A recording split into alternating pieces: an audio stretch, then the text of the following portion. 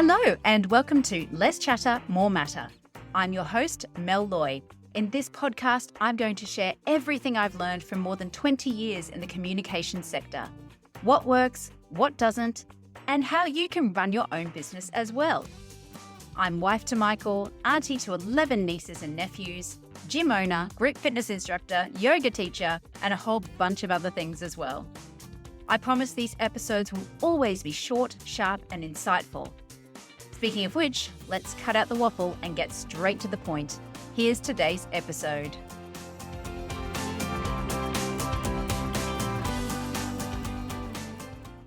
Hi friends, welcome back to Less Chatter, More Matter, the podcast where we leave out the faffing around and deliver practical communication tips in an engaging way that actually help. It's great to have you back for another episode, and thank you for continuing to tune in. Of course, if you're just here for the first time, a big welcome to you. For today's episode, I thought I'd take a slightly different approach, and rather than me just delivering a list of tips, although I do hope that is helpful, let me know if it's not, I wanted to share a case study with you from my own experience to show how some of these concepts we've started discussing come to life in a real life situation.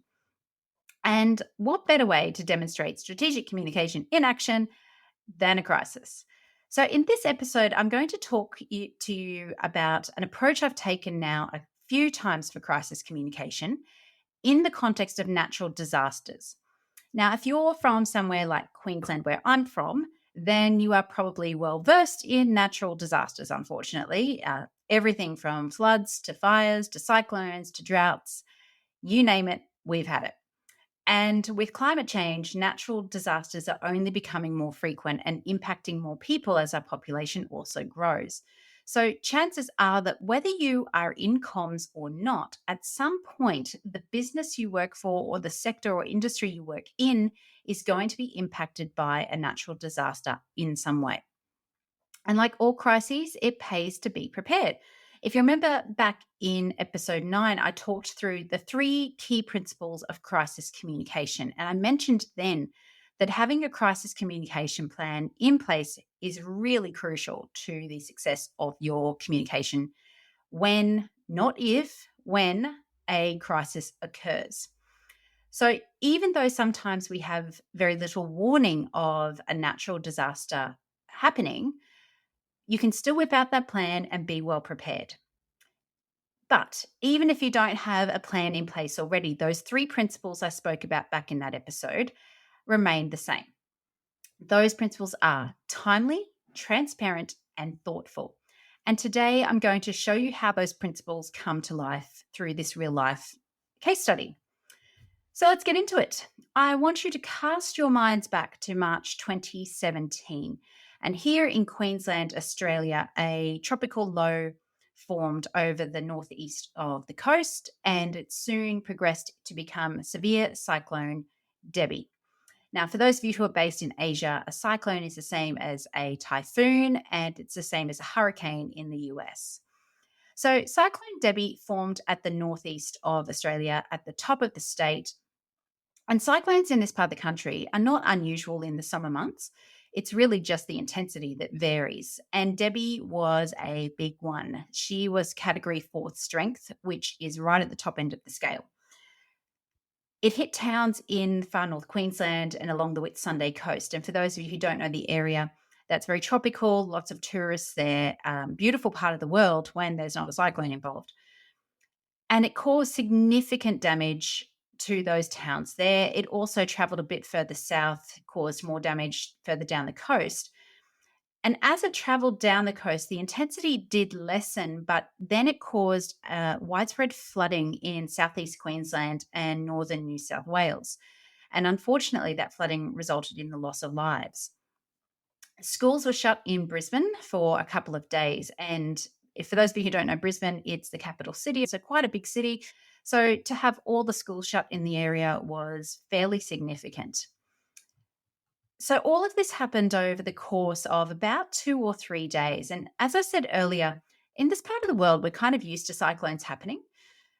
But this one, I think, took people by surprise because of the devastation it caused over such a huge area. So not just the parts where the cyclone itself hit, but also the flooding it caused throughout the state.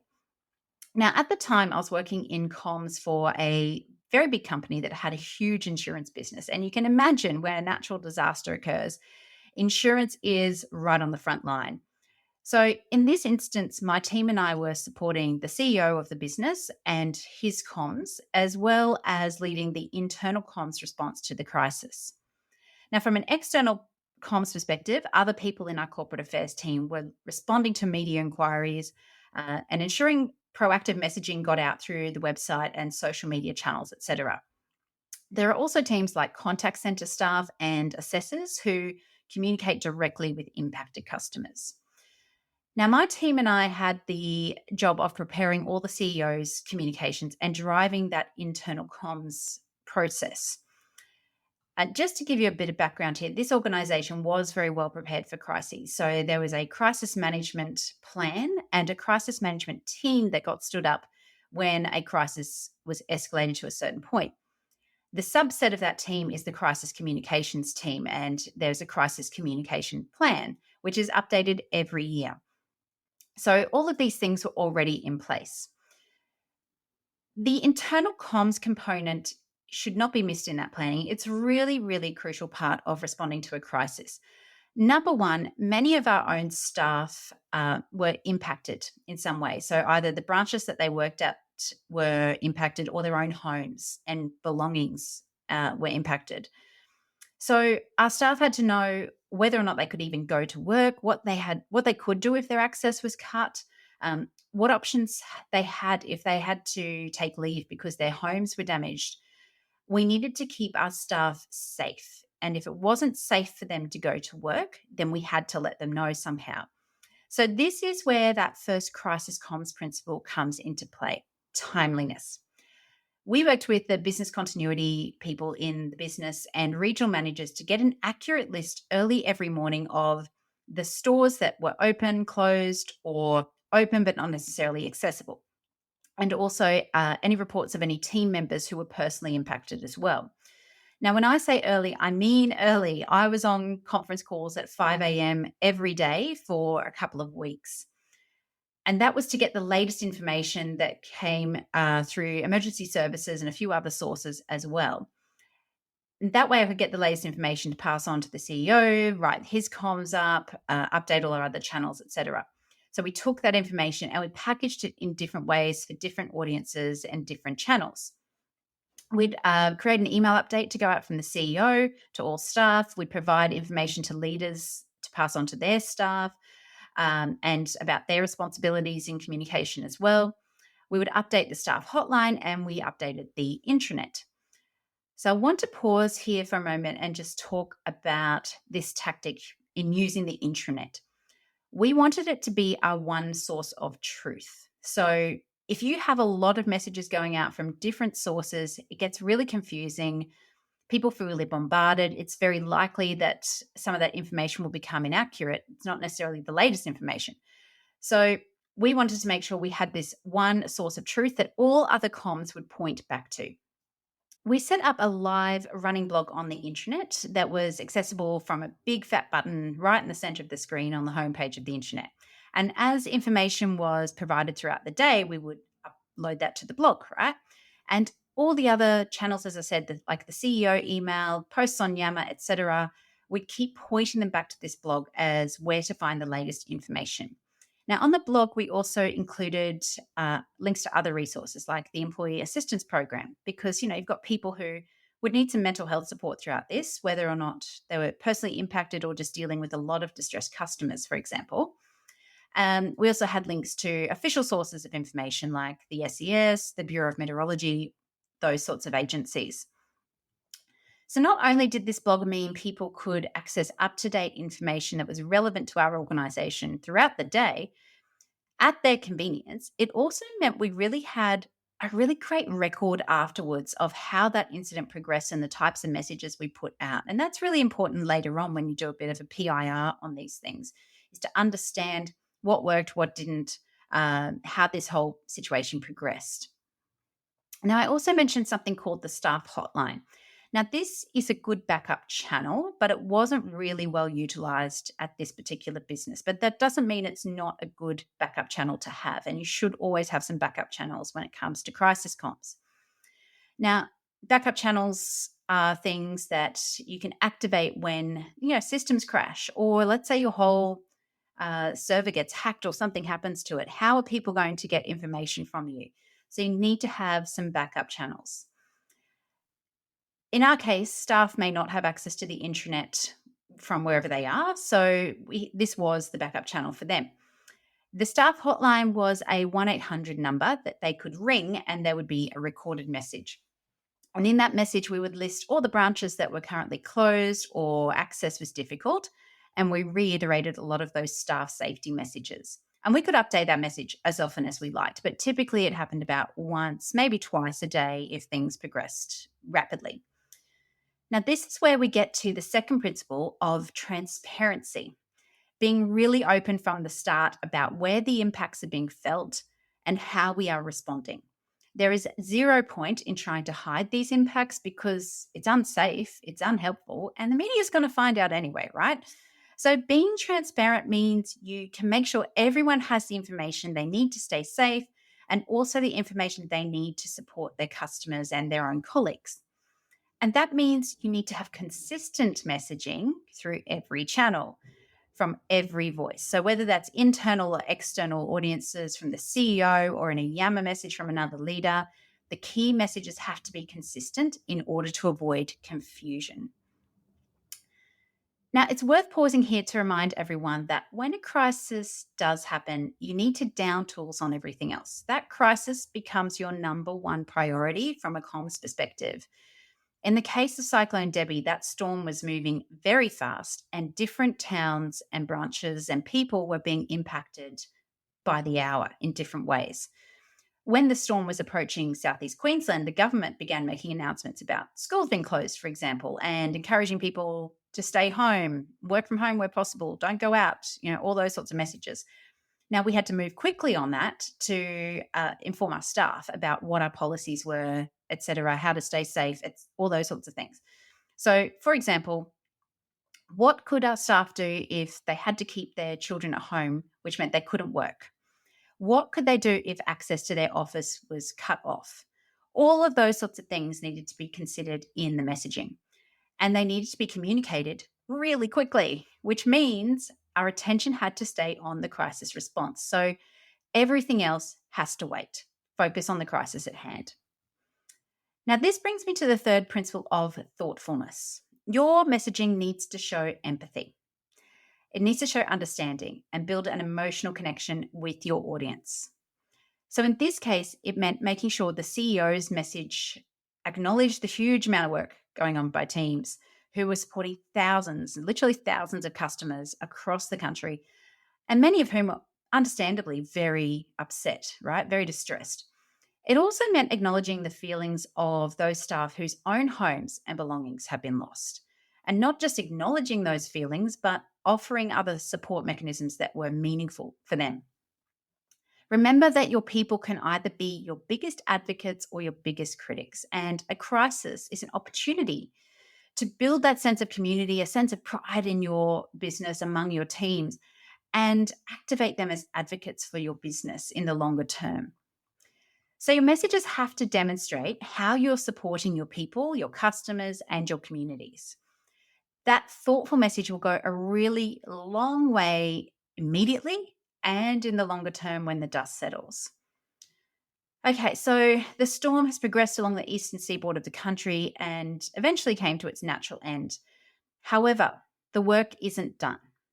Obviously, there's still a tremendous amount of work to do in the wake of a crisis like Cyclone Debbie, and a lot of questions, particularly in the insurance world. Questions like, how long will it take to process all the insurance claims? What can we do about insurance affordability in disaster-prone areas?